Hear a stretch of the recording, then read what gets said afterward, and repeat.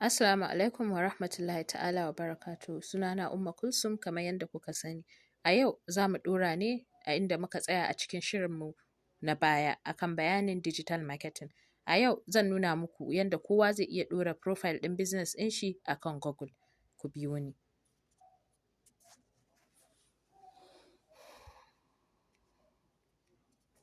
Da farko za ka je ka buɗe browser ka ne ta Google Chrome ko kuma wata browser da kake amfani da ita. Sai ka tafi daidai gurin search ɗinka, sai ka tafa abin da kake nema. Misali, yanzu muna so mu ɗora business ɗinmu ne akan Google. Sai mu typing Google Business Profiling, sai mu searching.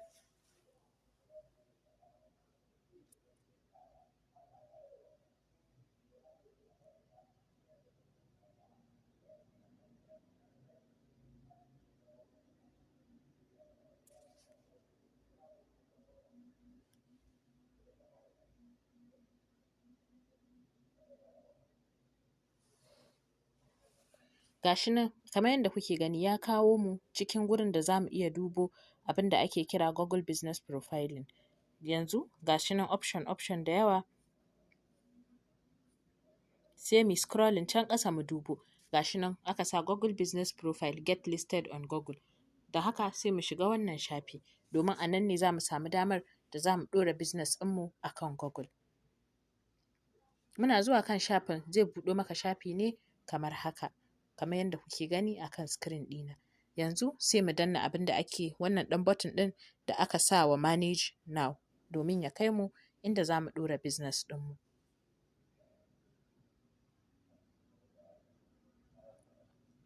Yanzu kun ga a nan tunda na taɓa ɗora business gashi nan ya nuna min B by MC a matsayin business ɗin da aka ɗora. To yanzu ina so in ɗora sabon business ne. Sai in je nan sai in goge.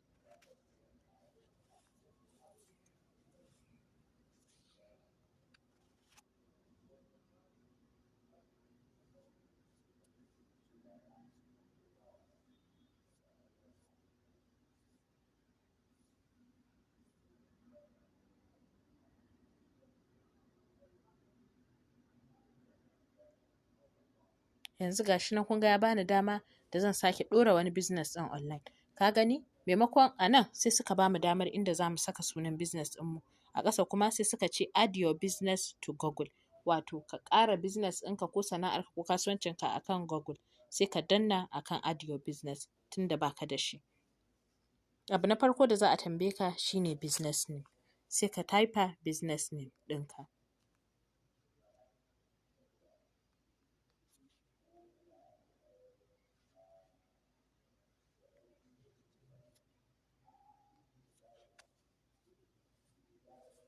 Yanzu gashi nan ya baka option na abubuwan da za ka sa.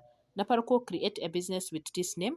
Tunda babu shi sai ka sa create a business with this name. Sai ka danna na farko kamar yadda dai suka buƙata. Abu na biyu sai ka faɗa menene category ɗin business ɗinka. Shin wane irin sana'a kake yi? Wannan main material by MC sana'a ce ta sai da yaduddukan maza da shaddoji da kayan maza. Saboda haka sai in saka clothing wato na kayan sawa kenan a gurin nawa.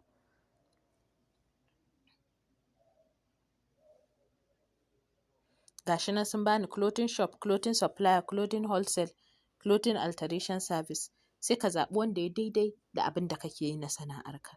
Misali ni zan saka clothing supplier. Wato mai bada sarin kamar kayan maza. Sai in zo ni ƙasa sai in shiga abin da ake kira next.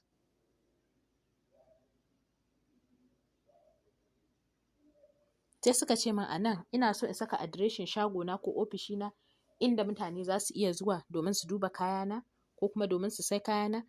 Ni a matsayina na wanda bani da shago zan saka no. Idan kuma kana da shago sai ka saka yes, sai ka ci gaba da gurin adireshi sannan inda za mu je nan gaba. Wanda kuma ba shi da shago sai ya saka no sannan sai mu shiga next.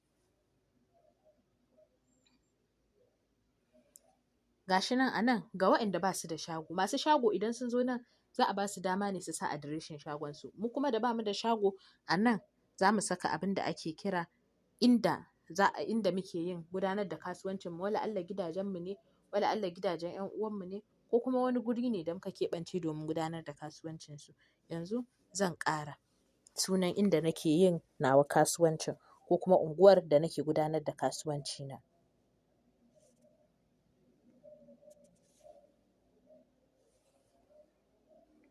Kuma wannan ɓangaren yana baka daman ka ƙara guri sama da ɗaya.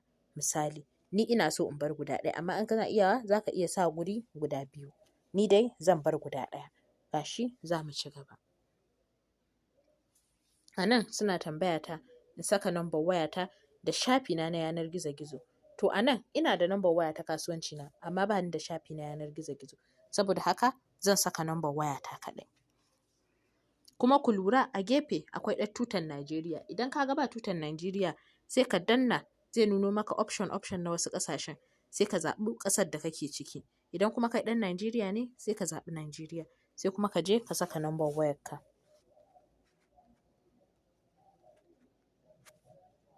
Abu na gaba sai saka shafinka na yanar gizo-gizo. Wanda yake da shafin yanar gizo-gizo sai ya kwafo adireshin shafin shi na yanar gizo-gizo ya sa. Wanda ba shi da shi sai ya sa I don't have a website. Wannan ɗan box ɗin na ƙasa sai ya cekin shi. Sai kuma ya ci gaba da next.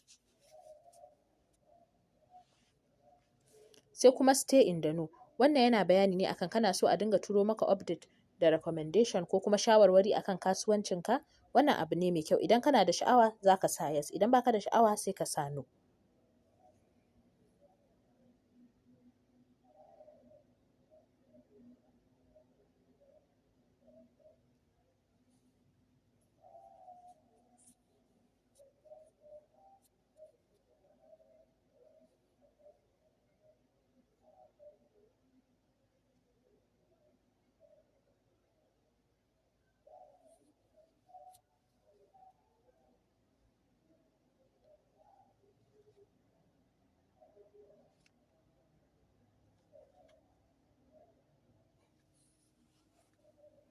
Yanzu network yana ɗan mana nauyi, gashi nan abin ya daɗe yana yi. Amma daga ya gama daga nan zai kai mu shafi na gaba inda za a tambaye mu sauran abubuwan da muke buƙata a sa. A cikinsu kuwa akwai hoto. Sannan akwai abin da ake kira guri da za a yi verifying business ɗinka. Wato adireshi, wannan adireshin da ka saka na bayan inda kake gudanar da abu don a yi verifying da wasu sauran tambayoyi. Musamman a gurin hoto yana da kyau mutum ya zaɓo hoton da yake da kyau, yake da inganci ko kuma ya yi haske sosai ko yake nuna ainihin abin da kake sayarwa ba tare da mutum yana tunanin ko a'a wannan kayan maza ne yake sayarwa, a'a wannan ko kayan mata ne yake sayarwa. Sai ka yi ƙoƙari ka samu hoton da zai yi daidai ya kuma dace da abin da kake sayarwa. Yanzu gashi nan. A nan suka ce mana please enter your postal address to verify. Wato ka saka adireshinka na inda ake kai maka saƙo domin su tabbatar. A nan gashi nan sun ce street address, wato sunan layinku in yana da suna kenan.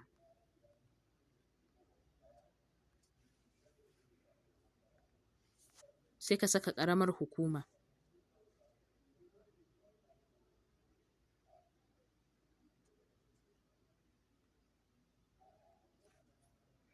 Sai ka saka gari ko birnin da kake ciki.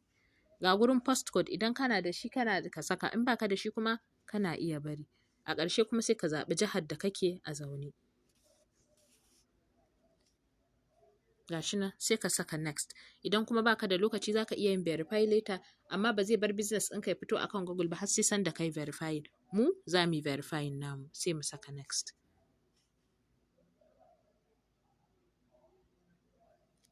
Gashi nan sun bani zaɓi ta yaya nake so in yi verifying number wayata.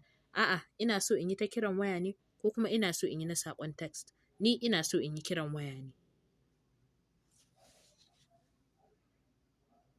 Gashi nan na danna su kira ni. A cikin haka za su kira ni su faɗa min code ɗina da suke so in saka a ciki.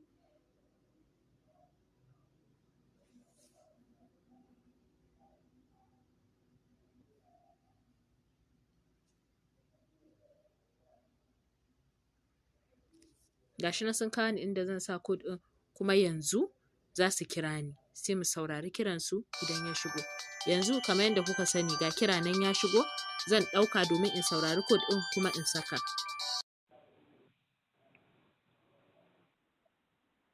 Gashi nan tana faɗa.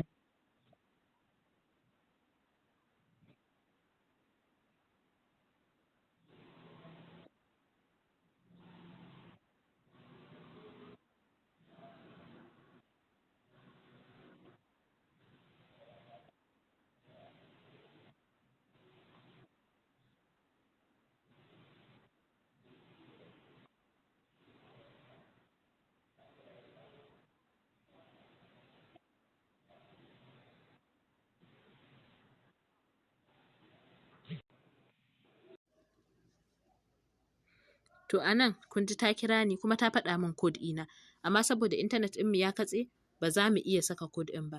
Yanzu intanet ɗinmu idan ya dawo sai ta ce code ɗinmu shine 322496. Gashi nan. Yanzu za mu ɗan saurari dawowar intanet domin mu samu mu saka code ɗinmu. Yanzu ga code ɗinmu kamar yadda ta faɗa mana a baya. 322496. Gashi nan sun gaya min your code was accepted, wato code ɗin da aka tura min na saka shi daidai. Sai ka saka kuma next domin ci gaba. Gashi nan a nan an ba mu dama na mu saka lokacin da muke buɗe shagonmu da lokacin da muke rufewa. Yanzu ranaku daga Litinin zuwa ran Lahadi. Ƙarfe nawa kake buɗewa ranar Litinin? Ƙarfe nawa kake rufewa ranar Litinin? Zan gwada muku guda ɗaya in ya so kowa sai ya cika nashi yanda yake so. Amma da farko kafin ka saka lokaci sai ka kunna cewa kana buɗewa ranar Litinin. Misali, na buɗe cewa ina zuwa shago ran Litinin ko ina yin kasuwanci ran Litinin. Sai kuma ƙarfe nawa nake fara kasuwanci na. Misali, gashi nan awa 24 nake kasuwanci. Gashi nan duk lokaci ne sai ka zaɓa lokacin da ya daidai da sanda kake kasuwancinka. Gashi misali zan sa ina buɗewa ƙarfe 10 na safe, sannan ina rufewa ƙarfe 5 na yamma. Zaka iya sa 5 sai su baka lokacin ƙarfe 5 na yamma misali. Kun gani ƙarfe 5 na yamma shine daidai da ƙarfe 17, sai ka sa 17. Gashi nan haka sai ka yi dukka ciki sauran ranakun da lokacin tashinka sai ka ci gaba.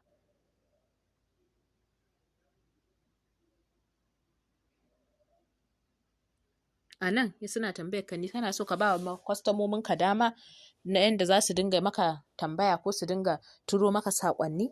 Ni gashi nan a nawa sun sa accept message a kunne yake. Idan baka sha'awa haka zaka iya kashewa, in kuma kana sha'awa sai ka bar shi a kunne kamar yadda ka gan shi. Sai ka shiga next. A nan sai suka ce add business description, ka ba da misalin abin da kake yi na kasuwanci saboda mutane su fahimci ainihin me kake yi. Ni na ce ina sai da yadin maza. Yanzu zan ba da bayani gajere akan kasuwanci na.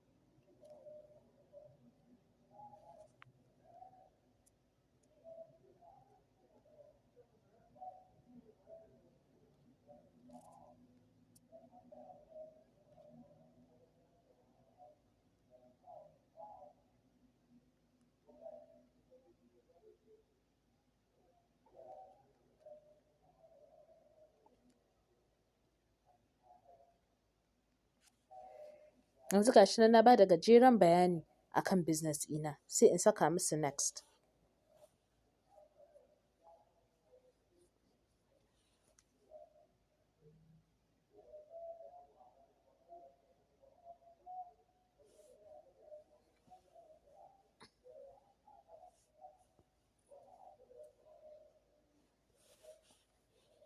Yanzu mun zo abu na ƙarshe ko kuma na biyun ƙarshe, wato shine saka hotuna. Kun tuna a baya na muku magana akan saka hotuna masu haske waɗanda suke nuna takamaiman abin da kake siyarwa, waɗanda suke nuni da hotuna na irin kayan da kake siyarwa. Yanzu za mu shiga add photos domin mu ƙara hotunanmu. A nan suna tambaya drag photos here, wato ka janyo hotunan ka ɗora ko kuma ka ɗauko daga cikin wayarka ko kwamfutarka. Gashi nan za mu ɗauko daga cikin wayarmu.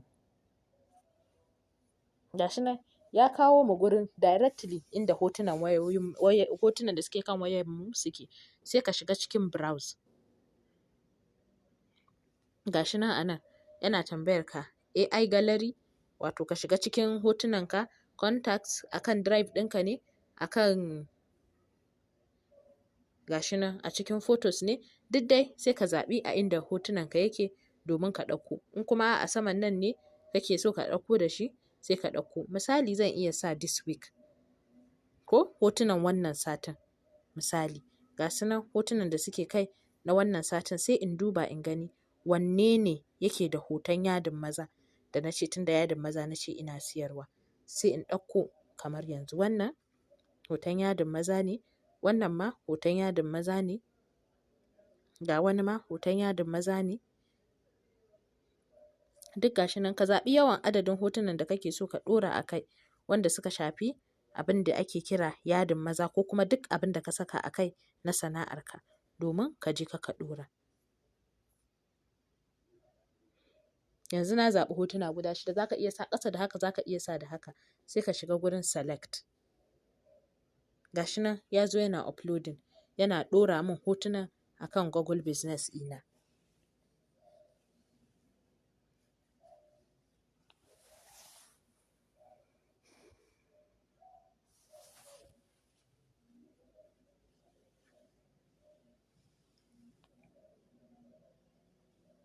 Yanzu kun gani gashi nan hotunan guda 6 da na ɗora, gasu nan duk sun fito. Kun ga hotuna ne da ko daga nesa za ka san cewa hoton yadin maza ne.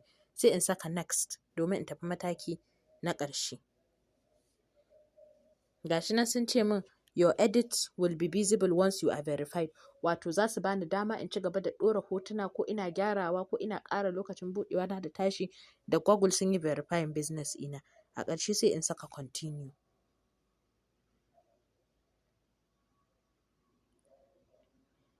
Yanzu gashi nan suna gaya min your business on Google, main material by MC.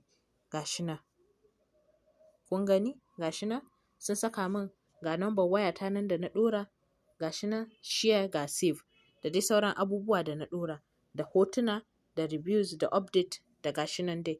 Idan ina so zan iya buɗewa in duba ko in kalli hotunan da na ɗora akai ko in yi editing. Gashi kun gani kamar ma anan sun bani edit profile, ga promote, ga customers. A gurin promote za ka iya biyan kuɗi su tallata maka. A gurin edit za ka iya zuwa ka canza abubuwan da ka rubuta da bayanan da ka ɗora ko kuma ka ƙara wasu. A gurin customer kuma za ka ga kwastomominka da kuke mu'amala da su. Daga nan ne muka kawo ƙarshen kashi na yau a cikin darasinmu na digital marketing. Ina fatan kun fahimci abin da muka yi, sannan duk mai tambaya yana iya rubutawa a cikin comment a ƙasan wannan bidiyo. Na gode, mu haɗu a kashi na gaba.